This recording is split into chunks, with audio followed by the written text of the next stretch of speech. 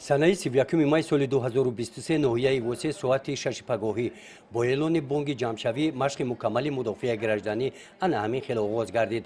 дар ин чорабинӣ ба раиси комиссияи ҳолатҳои фавқулодаи ноҳия оид ба ҳолати фавқулода ва оғози машқ гузориш доданд бо мақсади мудофиаи гражданӣ, эътиноъ, пешгирӣ ва рафъи оқибатҳои ҳолатҳои фавқулода барои соли 2023 ки аз ҷониби сардори мудофиаи граждании ҷумҳурии Тоҷикистон муҳтарам Эмомалӣ Раҳмон тасдиқ гардидааст. дар қатори дигар шаҳру ноҳияҳои мамлакат дар ноҳияи восеъ санҷиш ва машқи мукаммали мудофиаи гражданӣ дар мавзӯи амали ҳайати роҳбарикунанда, комиссияҳо, қувва ва воситаҳои мудофиаи гражданӣ бо ҷалби зернизомҳои вазифавӣ ва ҳудуди низоми ягонаи давлатӣ оид ба пешгирӣ ва рафъи ҳолатҳои фавқулода ташкил ва гузаронида шуд. чорабинии мазкурро ҳайати афсарони кумитаи ҳолатҳои фавқулода ва мудофиаи гражданӣ назди ҳукумати ҷумҳурии Тоҷикистон, раёсати кумитаи ҳолатҳои фавқулода ва мудофиаи гражданӣ дар вилояти Хатлон ва шуъбаи кумитаи ҳолатҳои фавқулода ва мудофиаи гражданӣ дар минтақаи Кӯлоб зери роҳбарӣ қарор доданд.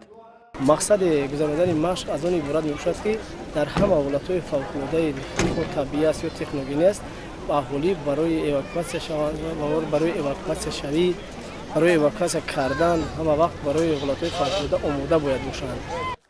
сипас корҳои амалии машқи мукаммал шурӯъ гардиданд. кӯчаи ба номи Сино 1 ва 2 ва Аҳмади Дониш дар гузарондани санҷиш ва машқи мукаммали зернизоми ҳудуди низоми ягонаи давлатӣ дар ин кӯча ҳайати роҳбарикунанда, шуъбаи кумитаи ҳолатҳои фавқулода ва мудофиаи гражданӣ дар ноҳияи восеъи вилояти Хатлон, комиссияи мақомоти иҷроияи ҳокимияти давлатӣ оид ба ҳолатҳои фавқулода, комиссияи эвакуатсионӣ ва ҳайати шахсии зернизомӣ, ҳудуди низоми ягонаи давлатӣ оид ба пешгирӣ ва рафъи ҳолатҳои фавқулода иштирок намуда, амали худро дар гузарондани корҳои наҷотдиҳӣ, эвакуатсияи аҳолӣ дар ҳудуди ҷамоати шаҳраки Ҳулбуг нишон доданд. дар доираи ин машқ канали заҳкаши марказӣ ки аз шаҳраки Ҳулбуг мегузарад, аз партовҳои якчанд сол хобида тоза карда шуданд. бо тоза кардани ин канал тибқи иттилои мутахассисони хоҷагии об, сатҳи обҳои зеризамин дар 6 кӯчаи шаҳрак паст гардида дар ҳолати муқаррарӣ нигоҳ дошта мешаванд.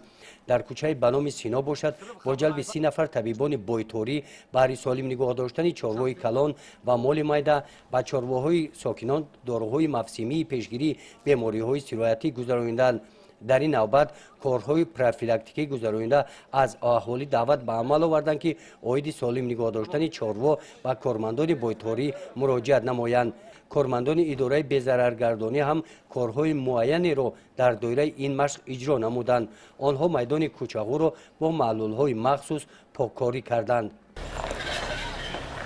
тибқи нақшаи машқи мукаммал фаъолият дар соҳаи ҳолатҳои фавқулода, комиссияи мақомоти иҷроияи ҳокимияти давлатӣ оид ба ҳолатҳои фавқулода ва комиссияи эвакуатсионӣ, зернизомҳои ҳудуди низоми ягонаи давлатӣ, тиббӣ, энергетикӣ, оташнишонӣ, коммуналӣ, техникӣ, безараргардонии сару либос, алоқа ва хабардоркунӣ, ҳифзи тартиботи ҷамъиятӣ, комиссарияти ҳарбӣ, раёсати кишоварзӣ, шуъбаи маориф, шуъбаи меҳнат, муҳоҷират ва шуғли аҳолӣ, муассисаи назорати давлатии роҳҳои автомобилгарди ноҳия, кумитаи идораи замин, ҷамъияти матлубот, шуъбаи ҳифзи муҳити зист дар ин машқ иштирок варзиданд.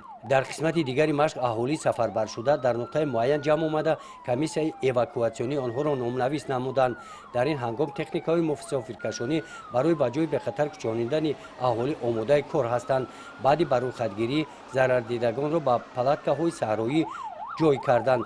сардори шуъбаи ҳолатҳои фавқулода ва мудофиаи гражданӣ дар ноҳияи восеъ ба раиси комиссияи ҳолатҳои фавқулода оид ба вазъи ҳолатҳои фавқулода ва мудофиаи гражданӣ дар ноҳияи восеъ иттилоъ доданд.